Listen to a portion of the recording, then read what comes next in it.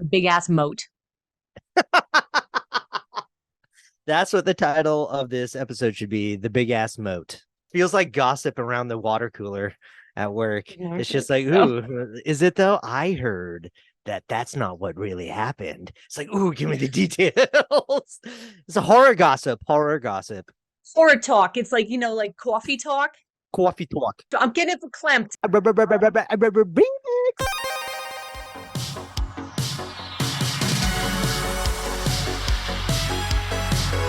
You Okay. picked like the best movies there for that little shelf. I know, yeah. I got the Blair Witch Project just specifically for you. Yeah, Mm-hmm. there you go, right there on the arm. And Halloween H2O. I love Halloween H2O. I didn't know that you told me that that's your favorite Halloween movie to watch. Yep, Halloween H2O. it is. Wow. I It's know. up there. I think it's like my second favorite because I love the original, but you chose that over the original. I gotta say that's brave and I respect your choice, miss. Well, the thing is that I'm going by my favorite as in which one I would pick to watch more. And I Mm. I think the first one's a better movie, probably. But H2O, man, that's my home. It's like so cozy and comfy, and you put that on, it's like, yeah, Because that was the fall one that time. came out when like I was a teenager. Me too. You Yeah. know, what did that come out? 98? Yeah, that came out in 98. I was hmm still in high school when that movie came out. So that I think like I related to that one a little bit more. And I just love that one. But in retrospect, looking back at it, like that mask is a little whack. Some of those masks in that in that movie's a little whack, but I don't care. I love them all. I will literally. I wish I could own every single Michael Myers mask, even the bad ones. Even the CG one, you just want that CG Wait a like second. There was a CG mask. Kevin. What? No. I also didn't know this until like I don't know, maybe like 5 years ago.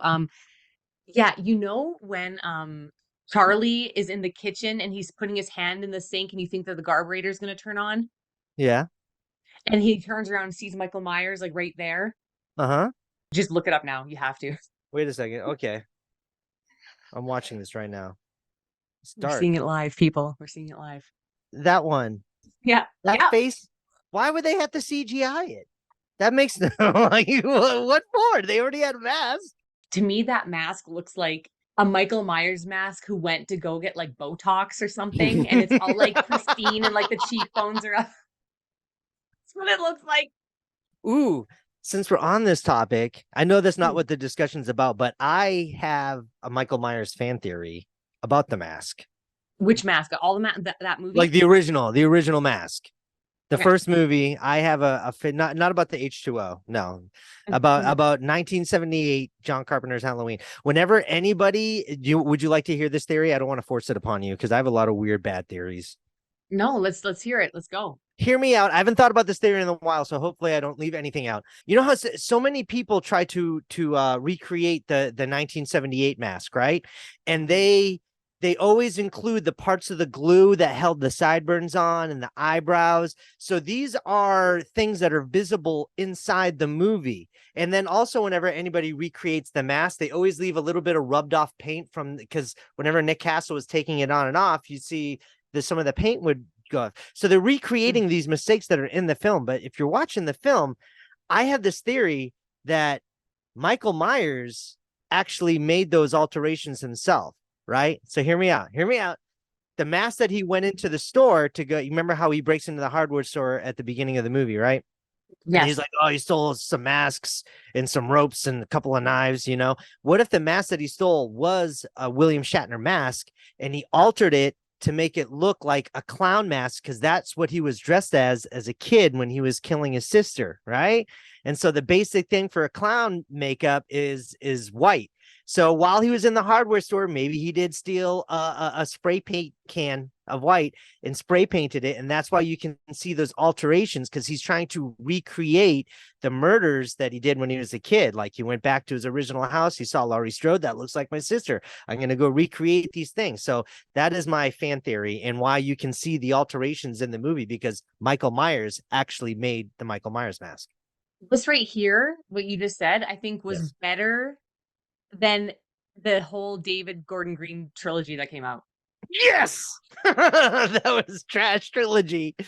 Although there's some glorifying moments, but yeah, the more I was thinking about it, because I was doing my, I have my Michael Myers mask over there. I bought my Trick or Treat Studios Halloween 1978 mask, and I wanted to do it myself. I wanted to repaint it and make it look just like the movie. It did okay. But I was noticing all these alterations and all, like, why are people putting that? I don't particularly remember parts of the movie where you could see some of the paint rubbing off on the Yeah. neck part, but everybody would always put that in there, and I'm like, that kind of looks like, a movie mistake one during production, that they were just rubbing it all up. And then I was thinking, I'm like, dude, I bet you Michael Myers made this own mask because he's trying to recreate his own murders. And so Whoa. maybe he's trying to recreate the costume that he wore as a kid, was a clown face and made a white mask, ripped off the sideburns. And I don't know. I just thought that was a theory I needed to put out in the world. I've been holding on to that theory for over a year, and I wanted to debut it on your series. You're the first person, like, in podcast world that I've told this to. So you're welcome, Halloween fans.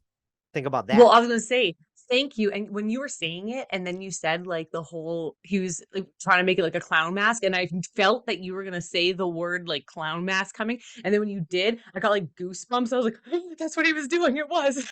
I knew if there was anybody who was going to understand it, you were going to understand that Yes. theory. So And you know what's cool too about it? Because it's like, you know how he's wearing like the clown one piece outfit yes, and when he's a kid, and then now yes. he's wearing like just like this one piece dark coverall, and then Mm-hmm.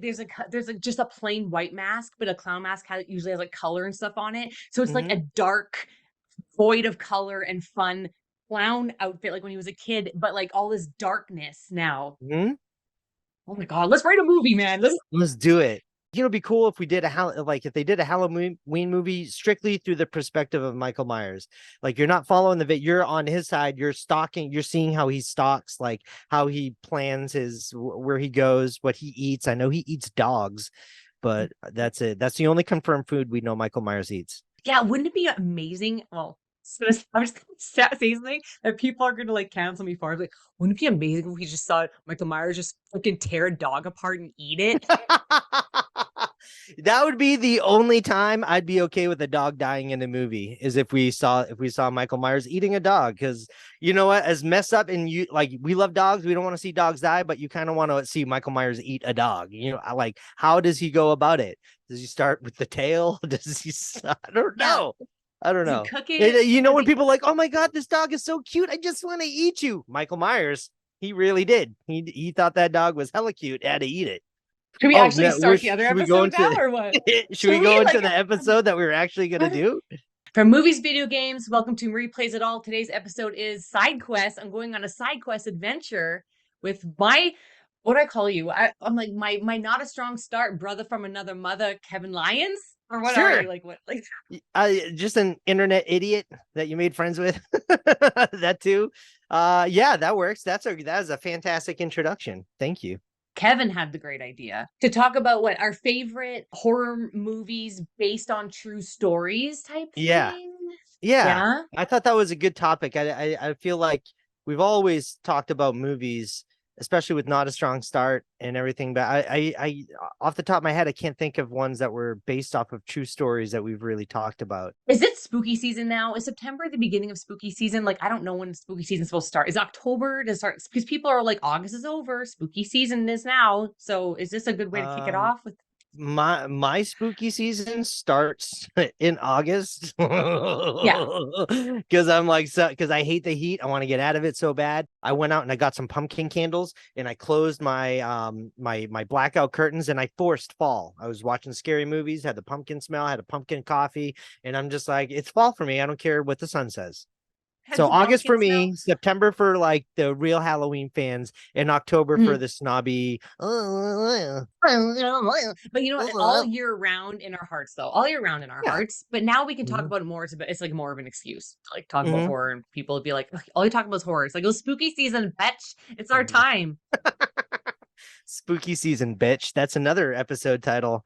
It's spooky season, bitch. Are you a pumpkin spice person? No, you're not. It's okay. I just your reaction alone insulted my heart, but that's okay.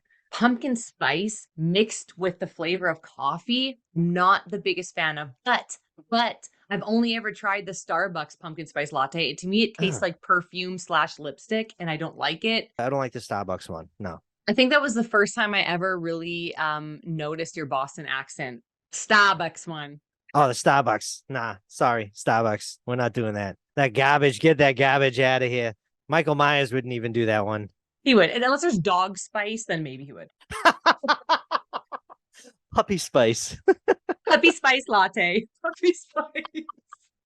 Okay, so Kevin, back to what we're talking about. We're gonna derail so often. I just already know. So, okay, when you're watching a movie and at the beginning of the movie, when that little message pops up saying based on a true story or actual events, Yes. does that make you happy or does that make you like how do you feel about it?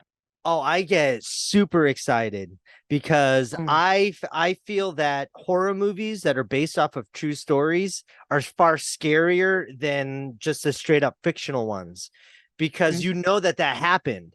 And especially like paranormal movies that are like ones that are based off of ghosts.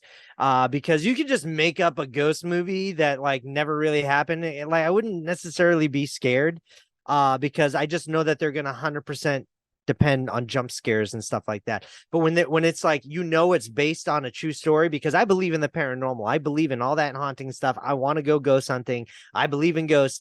I have a proton pack and a Ghostbuster jumpsuit. I want to go find them. And so when I see that based on a true story in front of a horror movie, I get super excited because it feels real. What about you? What goes through your mind when you see that?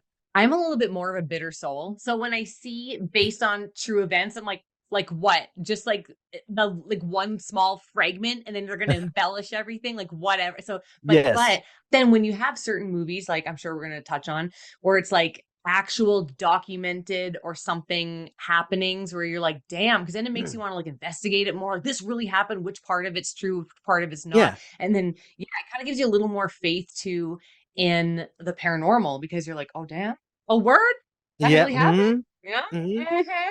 Yeah, like because the inspired by like that, because there are like complete fictional movies where one character was inspired by an actual character.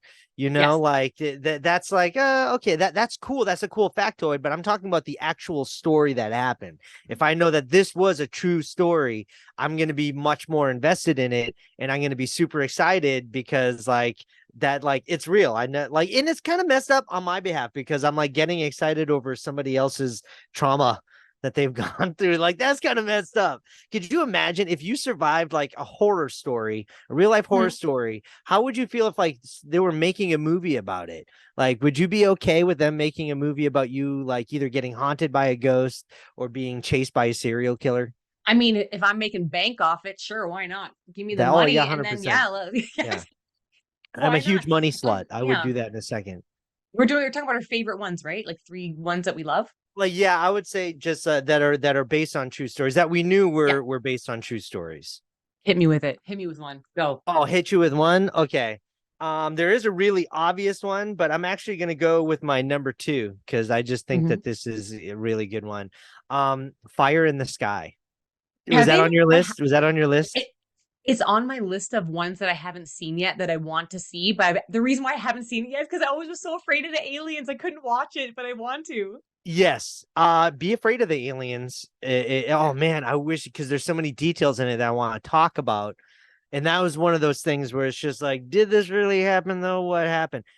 I think it's weird because okay, so Fire in the Sky is about Travis Walton. Mhm. Him and his logger buddies, they're in the 70s, they're up in the mountains, they're logging all day, and on their way back, they run into a UFO, and Travis gets out and he goes up to the UFO and he gets abducted, right? And Yeah. and that's the movie and that's the story. Everything about what happened to everybody else was like basically true. And everything that happened, like when he was aboard the alien spacecraft, the movie made it more horror when Travis Walton he's coming like, yeah, you know what? Well, they have to change things because they're making a movie. They have to entertain an audience. And he Mhm. goes, my experience was very different than what they showed in the movie. And so I Yeah. started reading more into his experience, but I'm not gonna embellish too much into that because you haven't seen the movie. It doesn't matter because I've watched interviews with Travis Walton and everything. I know who Oh, he you is. have. I've heard story. Oh yeah, I know who he is, but I haven't seen it because I just the images of aliens like that. It freaked me out for so many years. I couldn't watch it, but I've seen the images of the alien. I've seen his face on the ship, like all things in his face. You can talk about it. So you're not I can spoiling talk anything about the for me. movie. Do All it. right. My biggest issue with the movie, all right, Hmm. they made the aliens look scary. Okay, I get that, right? Yeah. But they made the inside of the spaceships and everything look like really dirty and gross. I'm like, I'm sorry, but if they're that technologically advanced and they're coming across star systems to come get you, dude, I don't think they're gonna have a dirty spaceship. I think it's gonna be somewhat clean and sterile if they, because even their operating table looked gross with like, their little tools inside like dirty like little buckets of water. It just looked gross. I mean, it looked like it was somebody's old garage. It was just really disgusting. And I remember thinking like, I'm like that. Well, they had to make it look scary. And that was Hmm. one of the things that I didn't like. In his autopsy scene was like they do this thing where they put down this big rubber blanket over him and it sucks in and it goes into his mouth and you can't breathe. You know what I mean? When it's just like, you ever take a plastic bag over your face like, and like No, it's you've never done that? I'm the only weirdo. you tried to suffocate yourself to see. Me and my friends were into weird stuff when we were kids. Um, I love it. so yeah, that it was they made it really scary and really dirty. But when you go into Travis Walton's actual version of what happened, I do want to read his book, but I've read his interviews and I've listened to him on YouTube and stuff like that. It was a completely different experience when he was on the Mm, UFO. And yeah. he also claims to be that he saw US government officials too, that like he was brought into like a hangar, like a military hangar that was for aliens and US government. The way he says it is that he was taken by the aliens because the blast from the ship knocked him back and it said it injured him. So they took him to fix him and didn't drop him back off. He thinks that that's why he was taken. Because when he gets out of his truck and he runs up, he gets like almost like right underneath the ship, and then a Yeah. big blast shoots him down. And then he remembers waking up in the ship. Apparently he woke up on the autopsy table frightened, of course, like who wouldn't be. And Yeah. apparently like the aliens were just trying to calm him down. They were just like, whoa, like I think they said they were trying to communicate with him telepathically, Yes. telecast, whatever. And so he runs out of that room and he goes down this really skinny corridor and he goes into what he called like the master control room, which was like a planetarium essentially. It was like, you ever go into one of those planetariums where all the stars are over the Mhm. world? He said there was some kind of navigation device and he hit the center ball and all the stars spun and it made him really dizzy, and that's when the aliens grabbed him and they started walking him through a different corridor, and it was almost outside of the ship, and he saw that he was in a hangar and he saw US military there. And then he remembered the aliens were bringing him to the military guys, and all of a sudden he just remembers being knocked back out again. And then I forget if he woke up in the woods like 7 days later or something like that, but that was basically his story. That was not what the movie did. Is he the one who saw like the hot aliens in the ship? Who's the one who was up in the ship and he saw like these blue-eyed, blonde-looking, pretty attractive aliens? I hope that would be me. That would have been great. If I was gonna get abducted by aliens, I hope it's some hot aliens at least. That would at least make it less scary, But it could have been. I don't remember all the details from his abduction case. It could have been. What are they? The Pleiadians? Is that what they're called? I, I don't know, but they look almost like these like, like The Nordic. Is Nordics? that the word? The Yes. Nordics? Yes, I think, Yes. but I don't know if it was him. But I could, it could be. Okay. I have to go look it up. But yeah, that was one of those things where I like after it, because I remember seeing that movie as a kid. I like it No. freaked me out. Those abduction scenes freaked me out, dude. Because even the way that he wakes up on the spaceship, he's not on the operating table. He's in like this weird like rubber coffin, and he breaks out of it, and then like he falls into a bunch of other, and it's just people who've just been rotted. Like it's really Oh God. disgusting. Yeah, I'm telling you, if you don't like dirty hotel rooms, you are probably not going to like Fire in the Sky. It's going to give you nightmares. But yeah, I had to look. It was one of those things I had to look up because I knew it was a true story. You were talking Hmm. about this, that you like to look it up afterwards. I mean, we didn't have the internet that much when I was a kid, so I couldn't really look up his story. But as an Mm. adult and I rewatched the movie again, I want to look into this guy's story. And it's convincing. It's one of those things where I think that this actually happened. Well, he's taken like I don't really trust polygraphs all that much, but he's taken like a whole bunch of them and like passed and everything, and his story is like always the same. And I don't know. I want to. It's like I want to believe people who say that, but God, I hope it wasn't like that movie. It's like, yeah, we want to save you, person that we accidentally knocked over, but we're gonna fix you up with this dirty, infected, like gonna give you an infection type scalpels, and here's a dirty table, and we don't care. We're gonna fix you, but it's gonna be like not done right. Mm-mm-mm. That was on my I haven't seen it, but I must see it list. That was the number one movie that I need to see because I know so much about like the actual story. I'm like, I just need to face my fear of those darn scary aliens and just watch it all. Just do it. Don't worry, they won't get you. Just wear your tinfoil hat. They're listening to you right now, Kevin. If something happens Challenge. to you and you show up like 7 days later in the woods, okay, you know what? Here, no one killed him. It was the aliens. They took him because they're pissed. At this point, just take me because like it's gonna be way better than being an adult in your 40s. Like I'm done. I'm done. Aliens, you can come get me now. Yeah, but hot Nordic aliens only, please. Yes. Okay, well, the one that I'm going for is the totally obvious one, and the reason why I'm going to be totally like a basic B saying it, but my favorite one is for sure The Conjuring. It That is was just my my number favorite. one. I thought so, but it's like it's so obvious, but it's like we have to talk about it because it's such a good Yeah. movie. Yeah, it was such a good movie, and that really got me into James Wan. Because then after watching that, I went back because he did the Insidious movies too, right? Hmm. And those ones were made up. That was like Yeah, fictional. Those weren't based yeah. on, but The Conjuring was based off of true story event, and his direction and the quality of the filmmaking in the movie was just really, really good. And it was the first time I'd watched a horror movie as an adult and actually felt frightened. I legit have this in my notes that when it came out, we were in such like this lull of crappy newer horror movies. And then when The Conjuring came out, it's like one of those Mm-hmm. things where it's like, oh, it's probably gonna suck. And then when I watched it, I was like, this gave me hope and faith in modern horror because I was like, Mm-hmm. this was what we've been waiting for. The Conjuring's so good. And I feel like that was the best James Wan has done. And like he's done like newer ones, and I'm like, I can't get sometimes they're like too fantastical or something like that. I'm like, eh. But like The Conjuring, game changer.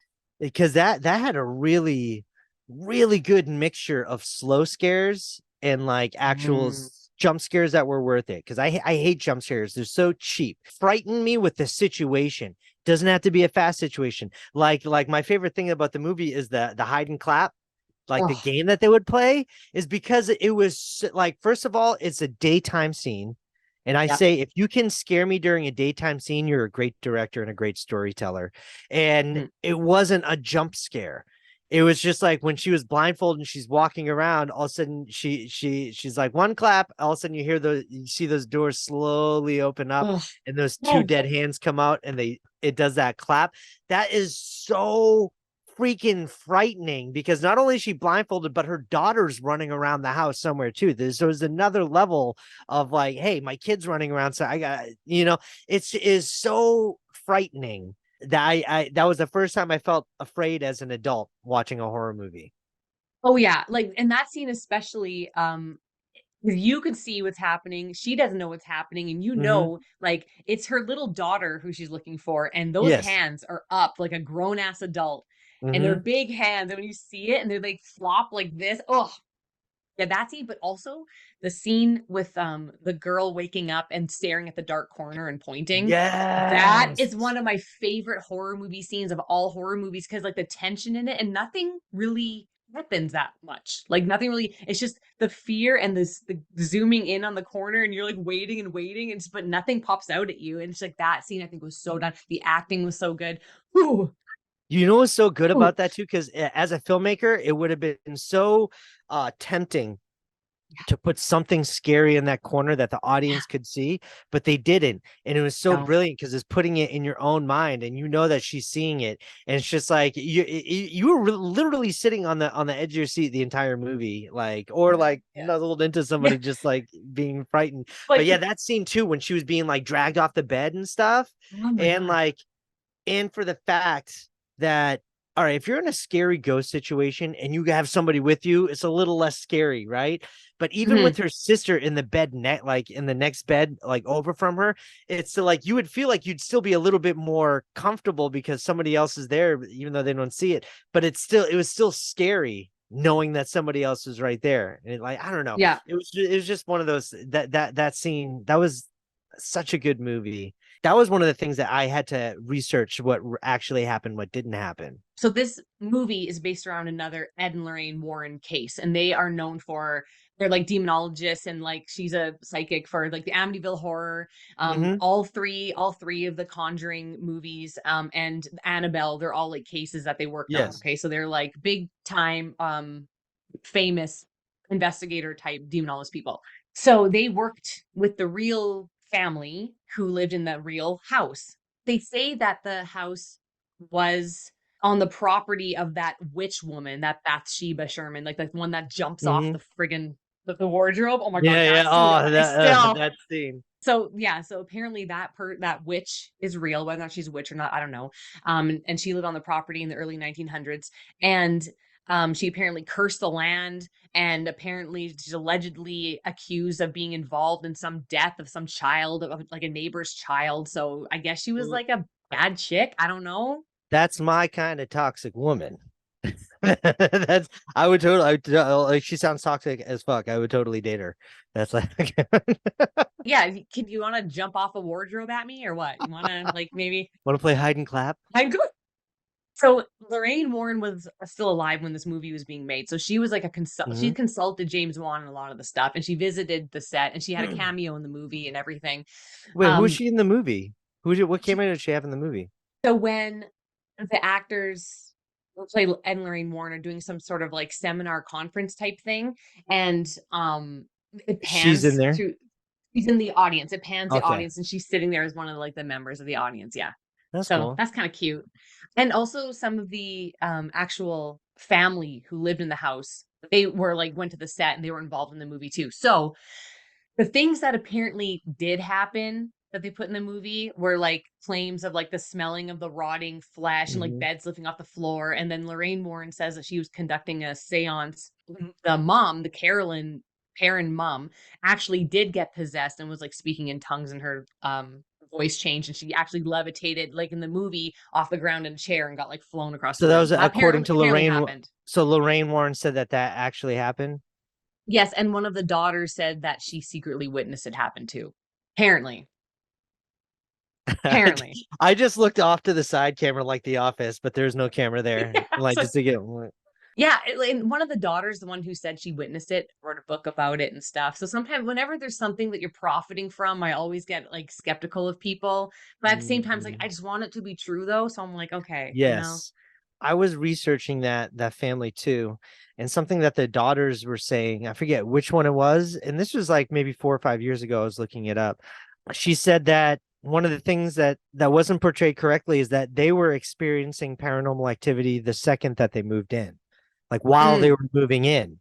It didn't wait till they were settled down in like a week or so. She said that they remember on moving day they were walking in, and she was like the first one in the house walks in, and she saw a man standing in the living room wearing a suit, like wearing an old suit, and she thought that she was looking like he was there to meet the father, hey, this is your house. But she goes, oh, my dad's coming, he's right out there. And then he just turned and walked through a wall, and that ugh, was like her first experience walking into the house.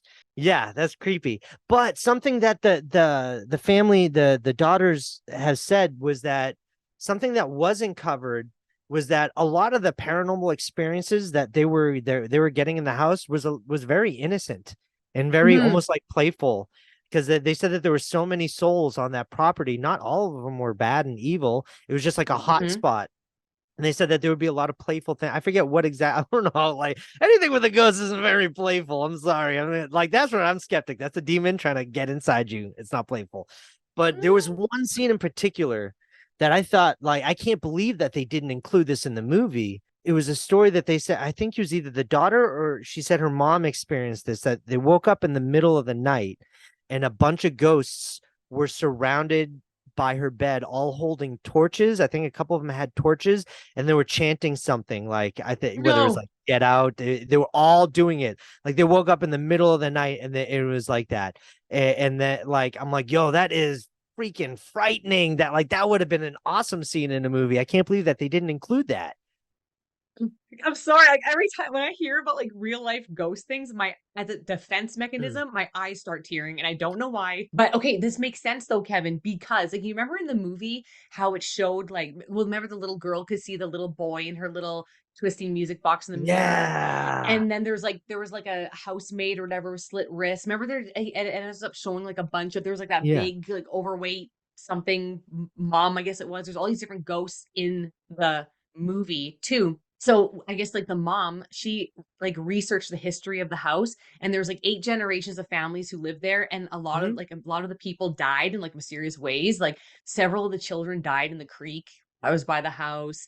Like one person was murdered and a few people hung themselves in the attic. Like if you're having that much devastating deaths and tragedies on your property, it's either A, ghosts are making them do it, or B, these people who have died these ways are going to be haunting the place. Like it's just I think it also speaks a lot about the period of time that because that feels like those are typical things that would happen in like the 1600s and the 1700s, where it's just like we had 14 children, 8 of them died, and like that was like just a typical family back then. Like they didn't know how to you know what I mean. Like I feel like that was very reminiscent of the times. But I looked into that too, and I guess that Bathsheba was one of those. She was even one of the members of the family. She was a member of those generations of people that lived yeah. there for Oh so yeah. long. I heard that she was I think their last name was Sherman's.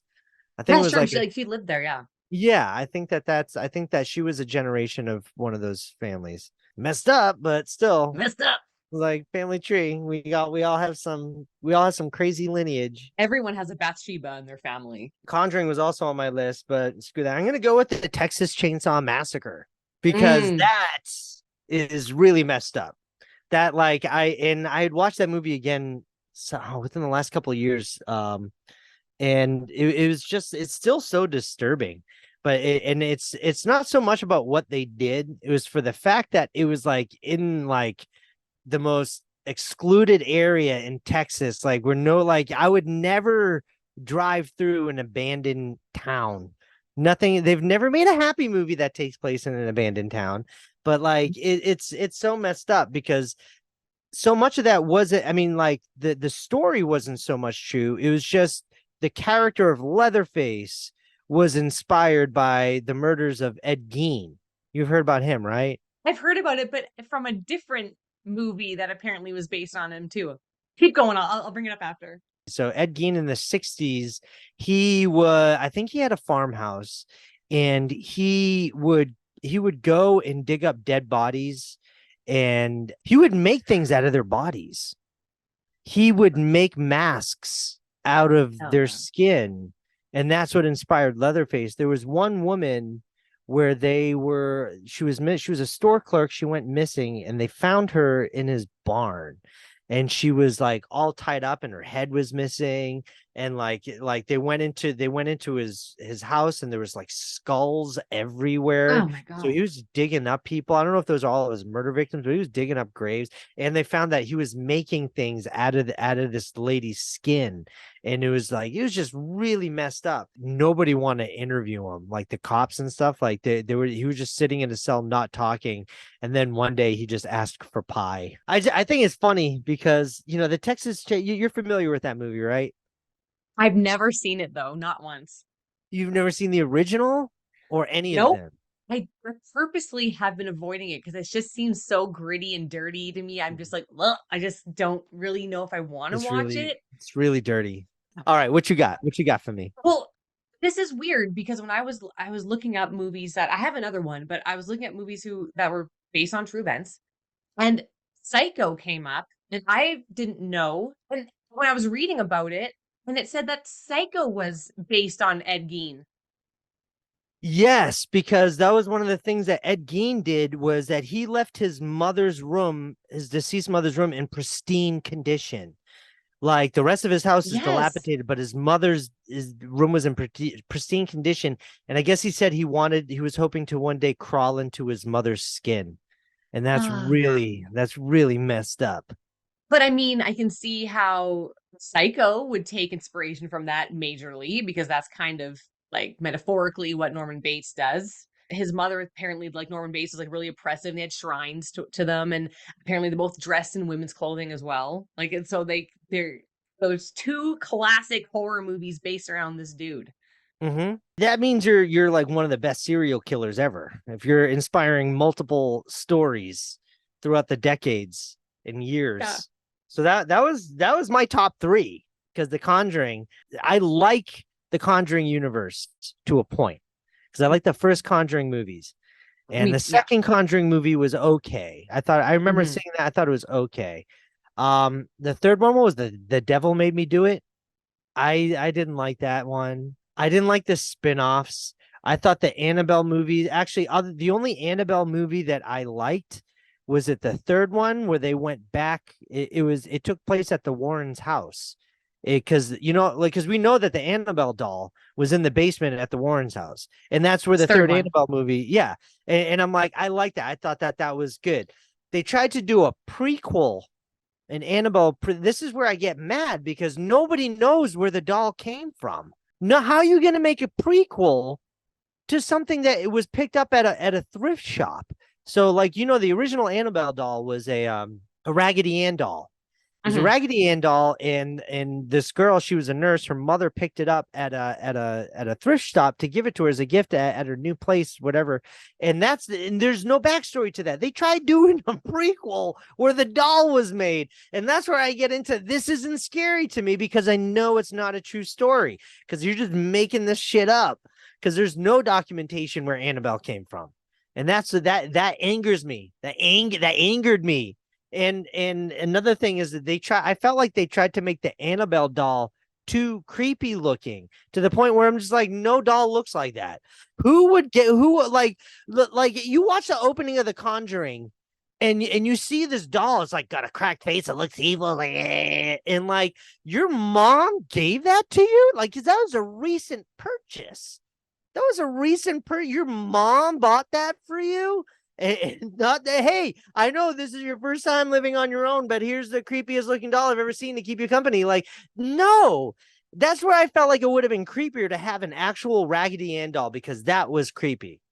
Okay, so Annabelle was on my list as an honorable mention because honestly, I actually like the first movie and I liked Annabelle Creation.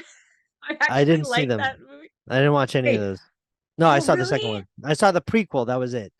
This based on a true story, the Annabelle franchise is like Mm-hmm. where has the least amount of True stuff. connection.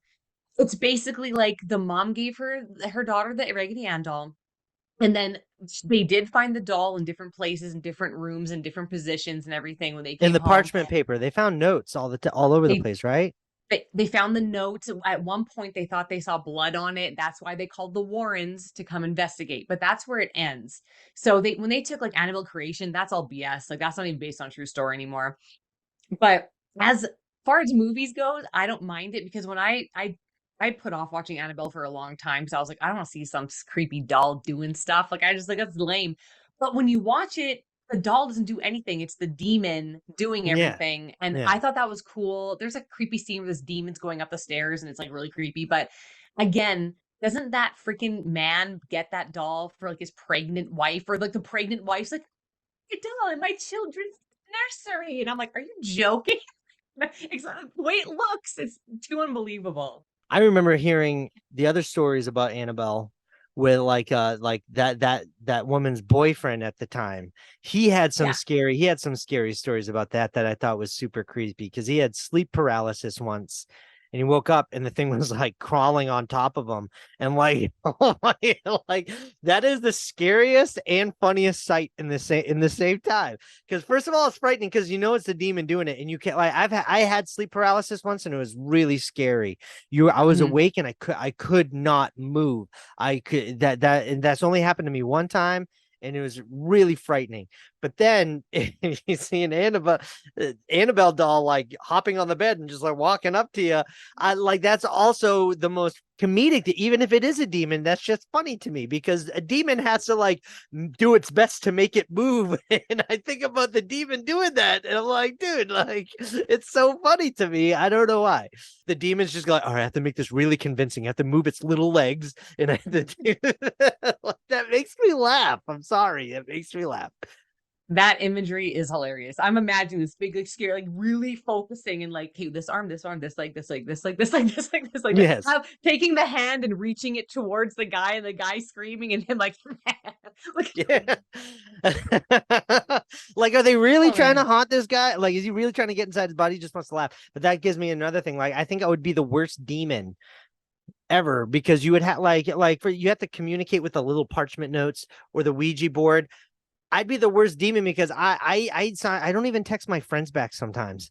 Yeah. You're not gonna be It's writing like your notes or send too much work. like the Ouija board. I would just send up like a thumbs up emoji. Like I would just like their question and not answer it. That's what's gonna happen when all of our generation comes back and haunts like Ouija boards and does answers and stuff. It's just gonna be that's what the Ouija board's gonna be like in the future. They're gonna be emojis. That's it. It's gonna be like, all right, we're getting a message. WTF. What does that mean? WTF. LOL. What lol? And then they're gonna have to like have this book like to decode back in the old script shot. WTF means what thy fuck. The old scripture. LOL means laugh out loud, and people would say it even though they were not laughing out loud. We would have to make another like you remember in Beetlejuice how they had like the Book of the Dead and what was it the guide Yes. to being dead. We have to make one of that for future generations to Uh, understand what the ghosts of us now mean.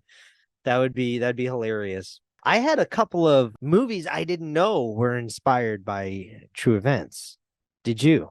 Do you have any of those? I had just like honorable mentions, like The Exorcist Okay. is apparently, but The Yes. Exorcist is like barely anything to. It's just, the story is this is one that's like inspired by a possessed child, but really it's like not really much to do with the real story at all.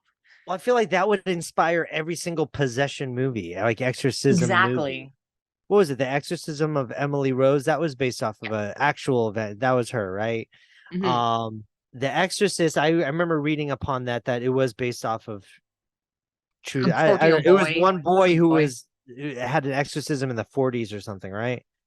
Yeah, and people are like, "No, he was just a troubled child. He did it all himself." And then they're like, let's make the scariest movie of all time based on this little brat child." Yeah, so The Exorcist basically is just to me like you kind of brush over it. Like it's such a good movie, but like what it was based on was so loosely based, where it's like, okay, It's like Jaws. Like every shark movie is that. I based mean, on true even because events. Jaws was the true events in the was it the 60s or 50s?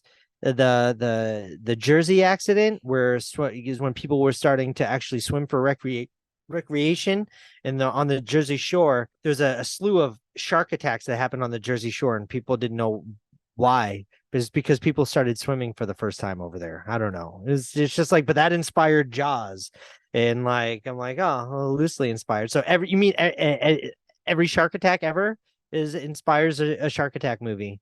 I'm not. Yeah, No, I'm sorry. I don't buy that. I don't mean to get back into dolls, but I heard that Child's Play Chucky was based off of truth. I didn't know that. I didn't know that either. But again, when I was looking it up, it is like Chucky. But I have heard of the doll it's based off of, that Robert doll or whatever. Yeah. In I've like heard of that doll. I've seen 1906. documentaries of it. Yeah. I Yes. haven't seen documentaries on it. So what I the only thing I could get off of it was that he would just carry this doll around and he would talk to it like it was a real person and he'd talk to everybody else like it was a real person. And then he started blaming it on different things that were happening, like I guess, but I couldn't find out what those things were that he was, you know. The connection to Chucky was that because Chucky was doing things and everybody thought it was Andy. And so he's like, Yeah. no, it was the doll. It was Chucky. It was Chucky. I think that's the Mm, only thing that was inspired by it, because I think he was okay. trying to blame things on the doll too.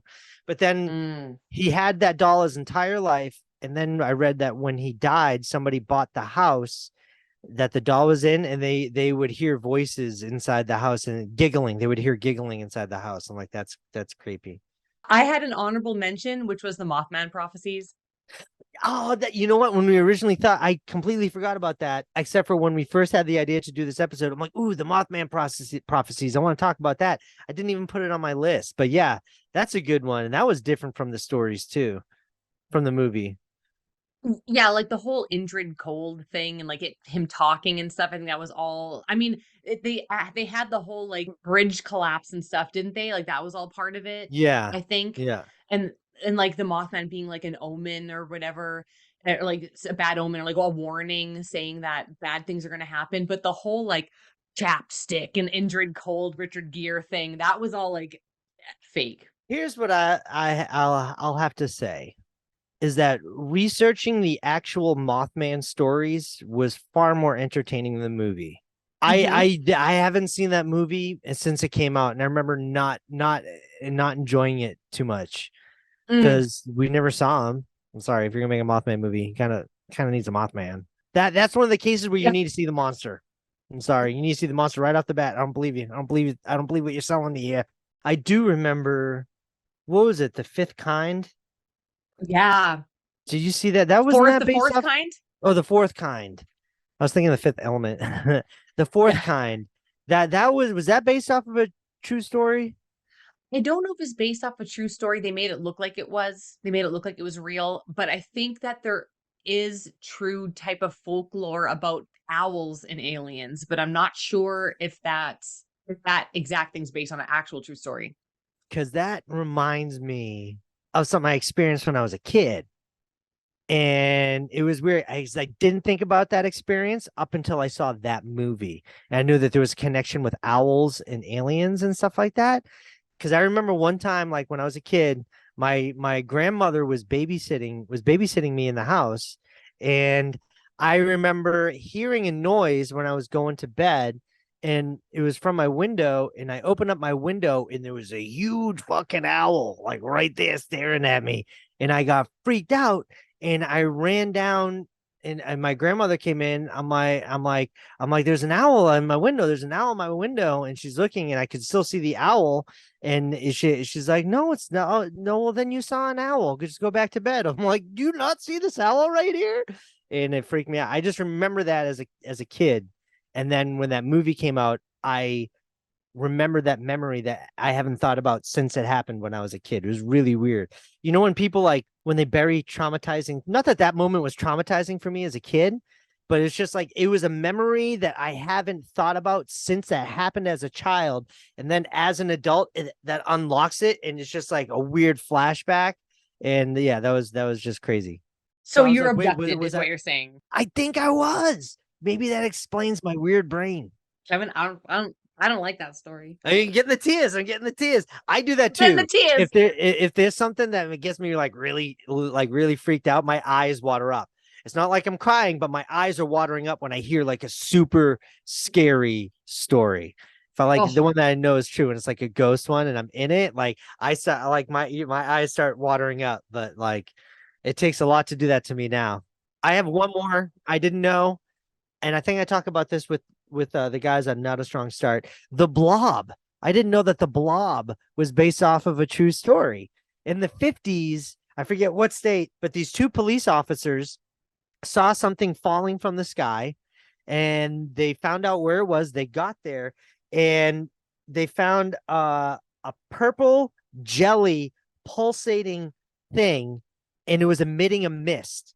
And it looked like it had crystals inside, some type of crystals, or it was glittery, and it began crawling, and it even went up a telephone pole.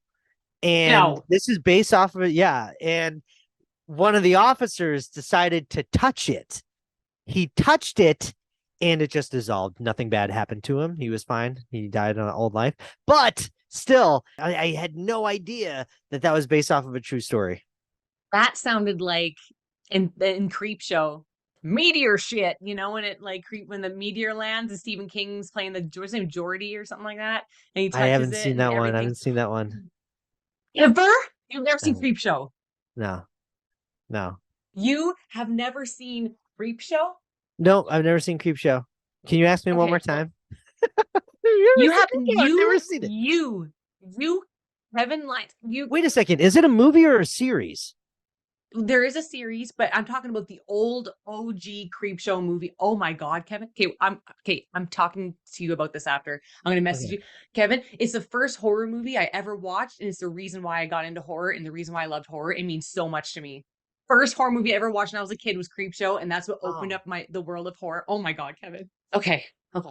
Yeah. We didn't get into one conspiracy. I'm kind of proud of us. I'm proud of us, Marie. We didn't do it. We didn't go down that rabbit hole. We will. And it might just, I don't even know if we can put it online, but we will try. We'll get canceled. Exactly. Anyway, thank you guys for watching this side quest episode with Kevin Lyons, where we were just like so excited to talk about these movies that we could have talked for like another like 4 hours probably about this. But what do you guys think when you see that a movie is based on a true story? Do you like that? Does it make you more intrigued? Do you like look up a story afterwards? Do you not like that and think it's just Hollywood trying to make money off these stories? What are your favorite ones? I want to know. And yeah, tell Kevin. And you can find more of our content on our YouTube channel, Not a Strong Start. And you can follow us on Instagram and Twitter at Not a Strong Start. And you can listen to us anywhere you listen to your podcast. You can follow me on Instagram at Marie Plays It All. Where can we find you, Kevin? Kevin Lyons. I am on Twin Pines Video on Instagram and on Threads, although I haven't been on there in a minute.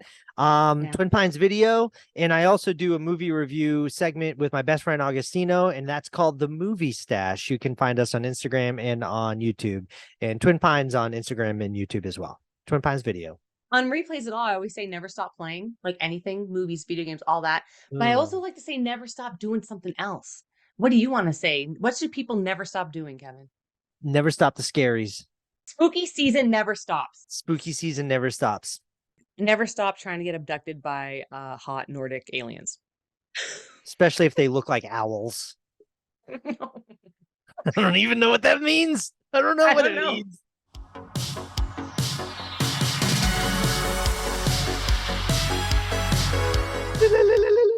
Come play with me.